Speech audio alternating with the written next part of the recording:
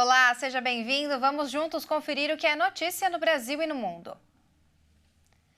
O intenso calor dos últimos dias e os recordes de temperatura fizeram disparar a procura por aparelhos de ar-condicionado e ventiladores. As lojas querem antecipar as entregas, mesmo com os estoques no varejo e na indústria apertados, apesar do aumento da produção.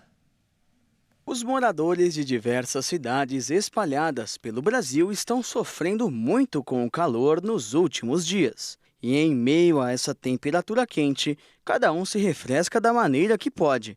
E o ar-condicionado vem sendo a principal saída para os refrescos em meio a tanto calor. E não é de hoje. Os fabricantes já haviam aumentado a produção de itens de ventilação em razão das previsões meteorológicas que apontavam a chegada de uma onda de calor no centro-sul do país por conta do El Niño. Porém, a demanda está tão alta que os estoques baixaram rapidamente, tanto nas lojas como na indústria. De janeiro a junho, as vendas desses equipamentos tiveram um aumento de 16% na comparação com o mesmo período do ano passado e devem disparar neste mês. Segundo a Associação Nacional de Fabricantes de Produtos Eletroeletrônicos, no primeiro semestre do ano passado, foram vendidas quase 1.300.000 unidades de ar-condicionado split, que é um dos modelos mais comuns para a instalação residencial. E nos mesmos meses deste ano, 1.400.000 equipamentos saíram das lojas. Diversos estabelecimentos de atacado e varejo também registraram um aumento na procura pelo ar-condicionado. No Magazine Luiza, houve aumento de 72% nas vendas em lojas físicas, concentrado nas regiões Nordeste e Sudeste. Nas lojas americanas, houve aumento de 81% nas vendas de ar-condicionado, com maior participação do Sudeste. Já nas Casas Bahia, houve crescimento de 40% na procura nas lojas físicas. E a empresa precisou até reforçar os estoques para atender a demanda.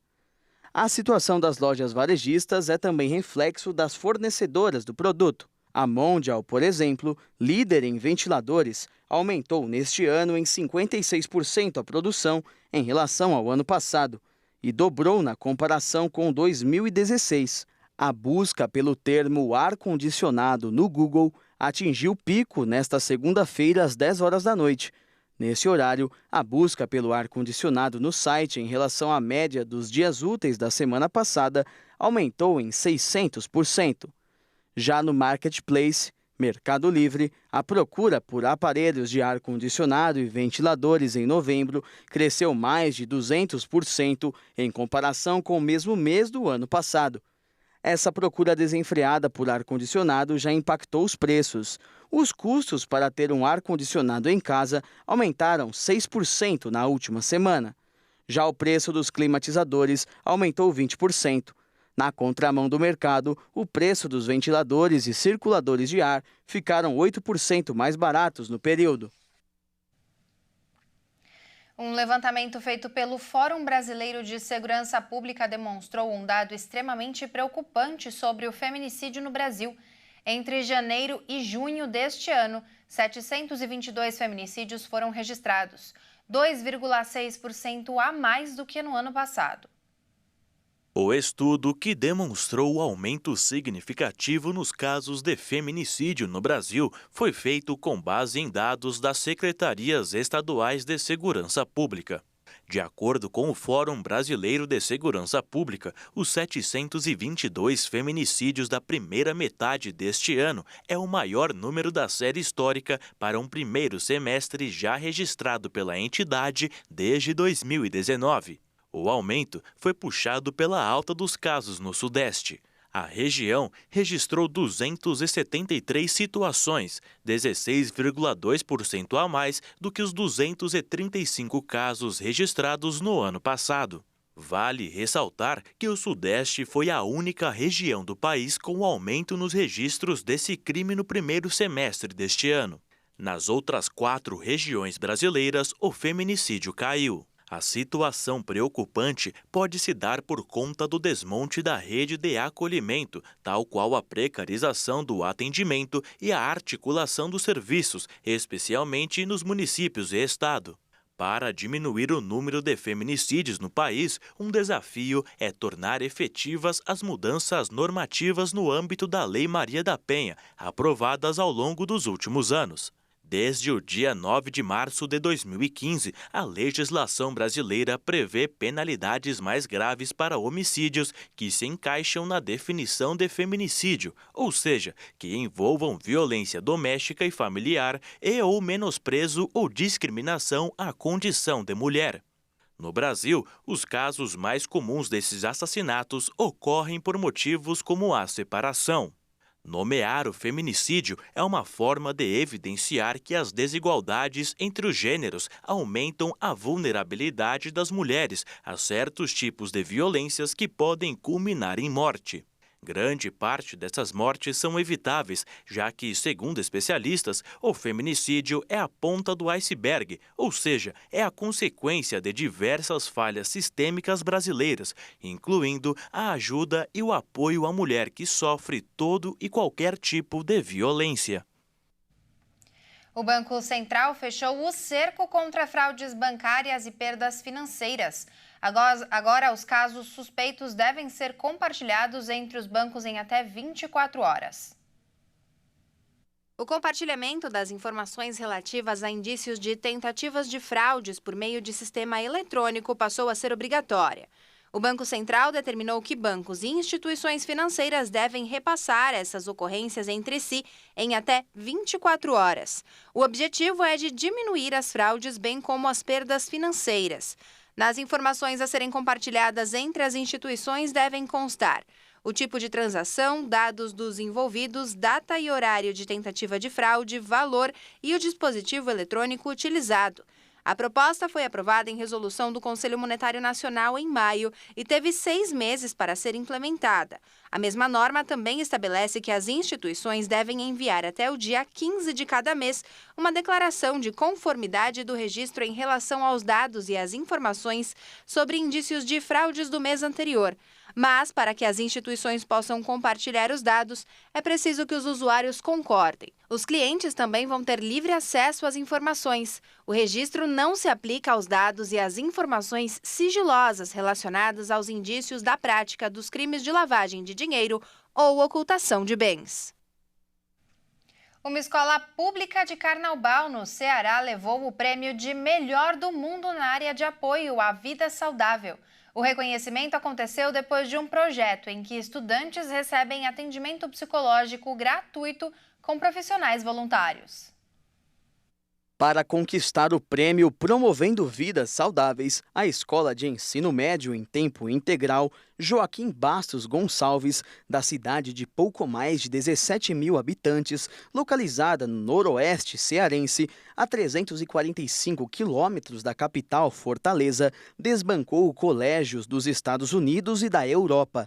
Além do reconhecimento internacional, a escola também vai receber $50 mil, o equivalente a R$246 mil como premiação, valor que já está destinado. Será usado para construir uma sala de acolhimento onde os alunos poderão fazer a consulta ou serem atendidos em momentos de crise psicológica. Uma das iniciativas da escola, a Adote um Estudante, já beneficiou pelo menos 35 alunos. De acordo com o diretor do colégio, as iniciativas foram criadas pois o município é bastante pobre e a rede pública não sustenta a demanda. Um dos projetos da escola foi elaborado por um professor de educação física, que percebeu que os alunos estavam tristes e ansiosos enquanto praticavam aulas. O professor então buscou psicólogos dispostos a atender os alunos voluntariamente nas redes sociais e comunidades terapeutas. Hoje, o projeto conta com 20 profissionais. Os atendimentos são feitos à distância, na casa do próprio aluno ou em uma sala reservada no colégio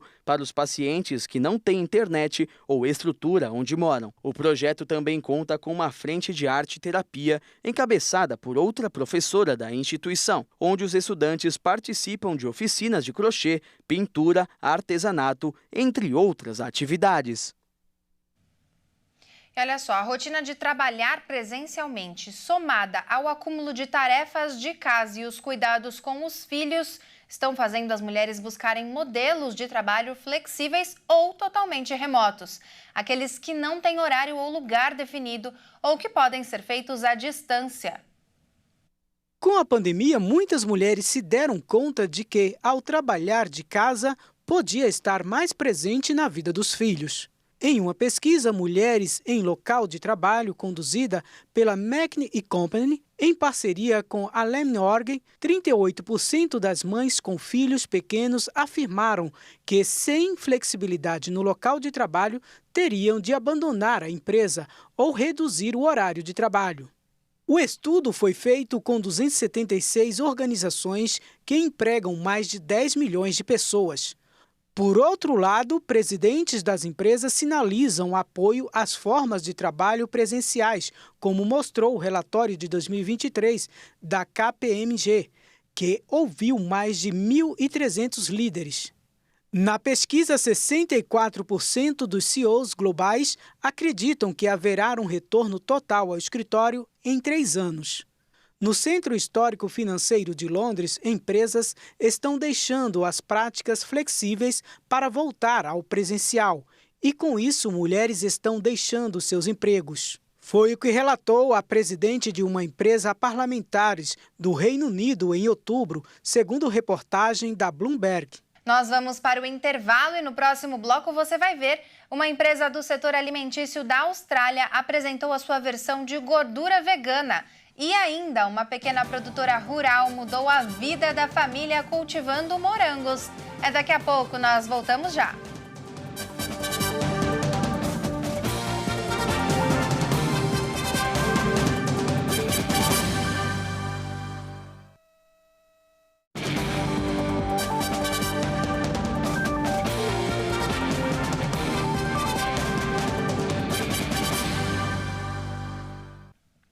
Estamos de volta com os principais destaques do Brasil e do mundo. Os alimentos ultraprocessados são aqueles que passam por vários processos industriais e se destacam por apresentarem características que podem ser maléficas ao nosso organismo. Mas um estudo demonstrou que alguns alimentos desse tipo são menos nocivos do que outros. Não é novidade para ninguém que o consumo de alimentos ultraprocessados, como a salsicha, hambúrguer, congelados, entre outros, faz mal para a saúde. Entretanto, de acordo com um novo estudo publicado na revista científica The Lancet, existem alimentos dessa categoria que são menos nocivos que outros. Inclusive, alguns podem até trazer benefícios para a saúde, como pães e cereais. A descoberta está baseada numa análise do histórico alimentar e das doenças desenvolvidas por cerca de 267 mil pessoas em 7 países europeus. De acordo com os resultados, o consumo regular de produtos ultraprocessados à base de carne, como a salsicha e as bebidas açucaradas, aumentam a probabilidade de desenvolver câncer, doenças cardíacas e diabetes. Por outro lado, os pães e os cereais reduzem os riscos desses problemas devido à presença de fibras. Da mesma forma, molhos e condimentos também são prejudiciais à saúde humana, mas não tanto quanto os produtos de origem animal e os refrigerantes. Os pesquisadores, incluindo integrantes da Agência da Organização Mundial da Saúde, também afirmaram que doces e sobremesas, refeições prontas, salgadinhos e alternativas vegetais não estão associados ao risco de multimorbidade. Essa condição ocorre quando alguém tem pelo menos 2 doenças que encurtam a vida ao mesmo tempo, como câncer e doenças cardíacas. Diante desses resultados, os pesquisadores afirmaram que as pessoas interessadas em reduzir os riscos desses problemas devem substituir alguns ultraprocessados por alimentos semelhantes, mas menos processados, ou seguir a dieta mediterrânea. Uma empresa do setor alimentício da Austrália apresentou a sua versão de gordura vegana, que simula o sabor da carne em alimentos de proteína vegetal, aplicando o produto em coxas de frango feitas com plantas. A gordura de laboratório foi apresentada em primeira mão para os participantes de um evento de tecnologia em Sydney. De forma diferente dos produtos já comercializados, a Tatslux é produzida por meio de fermentação de precisão, técnica de biotecnologia que usa micro-organismos para criar proteínas, enzimas e gorduras. No caso da Nourish Ingredientes, quem faz as gorduras é um fungo. Encontrado em solo australiano, o micro-organismo já participa da fabricação de fórmula para bebês. Nas coxas de frango veganas apresentadas no evento, a Tatslux representava apenas 0,5% do peso do alimento. O poder de transformação do produto, segundo o presidente da empresa, acontece quando a comida é colocada no fogo, liberando os sabores. O público, porém, não vai encontrar a gordura vegana para comprar nas prateleiras dos supermercados. A Nourish Ingredientes pretende vender o produto apenas para empresas, que devem adicioná-lo como saborizante. No futuro, a Foodtech também pretende criar gorduras para leites veganos para oferecer um sabor mais autêntico de creme. Petrier, que tem doutorado na área de biologia sintética, fundou a companhia em 2019. Um relatório da FAO, da Organização das Nações Unidas para Agricultura e Alimentação, alertou que pelo menos 43 milhões de pessoas passaram fome na América Latina e no Caribe em 2022. O impacto da pandemia de Covid-19, a crise climática e a guerra na Ucrânia influenciaram nas estatísticas regionais. O documento também alerta que quase 248 milhões de pessoas na América Latina enfrentaram a insegurança alimentar no último ano. O estudo destaca que a porcentagem da população que passou fome diminuiu 0,5 ponto em relação a 2021. Mesmo assim, ainda é 0,9 ponto percentual superior, cerca de 6 milhões de pessoas, em comparação com 2019, antes da pandemia de Covid. O estudo contou também com a participação da Organização Mundial da Saúde e do Fundo das Nações Unidas para a Infância, entre outras entidades. A América Latina e o Caribe têm a alimentação saudável mais cara do mundo. Enquanto o preço médio global é de 3,66 dólares por pessoa, o custo na região é de 4,08 dólares, impulsionado principalmente pela interrupção na cadeia de suprimentos e escassez de recursos causada pela pandemia. Uma pequena produtora rural que mudou a vida da família e aceitou que o desafio de produzir morangos onde faz muito calor e o cultivo não é muito comum. Agora o sonho dela é abrir o sítio para que mais pessoas possam ter a experiência de uma vida no campo.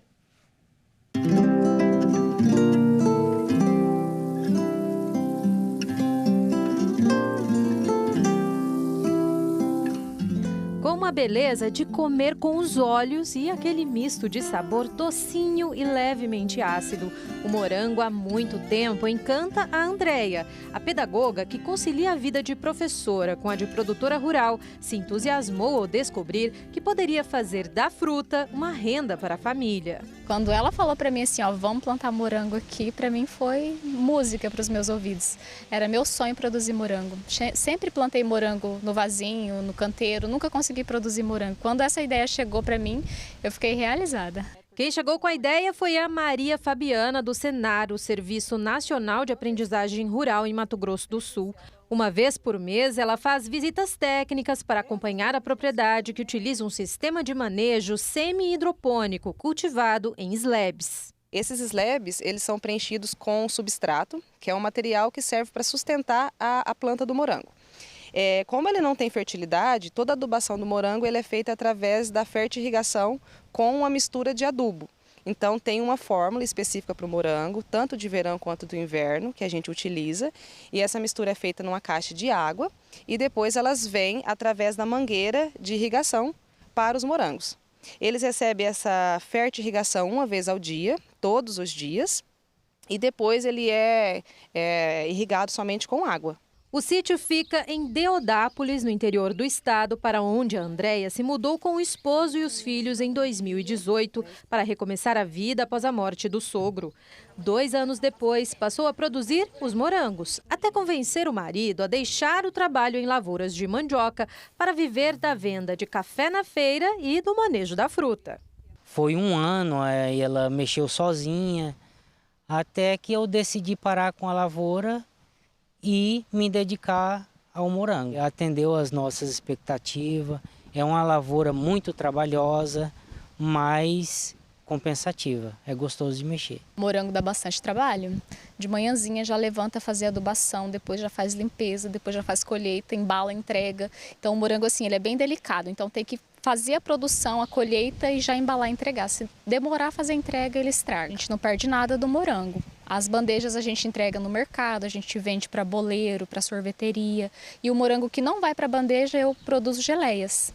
Eles começaram com 800 pés de morango. Hoje tem 3.500, estão quase prontos para atingir os 6.000 até março do próximo ano, com a meta de chegar a 10.000 pés. Todos já plantados com mudas feitas na propriedade. Um desafio não só para o casal, mas também para a técnica, já que o cultivo da fruta, que se desenvolve melhor em temperaturas baixas, não é comum em terras sul-mato-grossenses. Como é um cultivo pioneiro, onde eles iniciaram mesmo a produção de morangos aqui na região, então a gente faz adaptações diárias, vamos dizer assim. Nós fizemos a avaliação de algumas cultivares, baseado em características químicas, de precipitação, assim, de outros municípios com clima parecido, e fomos iniciando.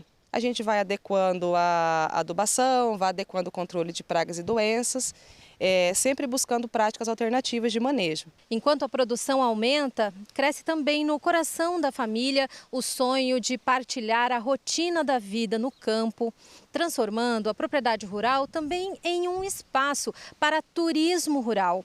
Um local onde visitantes vão poder colher o morango do pé e comer ao lado de boas companhias. Saborear uma geleia, fazer um piquenique, ter um café colonial, trazer a família para poder brincar aqui num parquinho, passar um dia de relax aqui no sítio. Poder transmitir o nosso carinho, o nosso amor com a agricultura, que as pessoas possam sentir o que a gente já sente aqui, né? Esse amor pelo agro.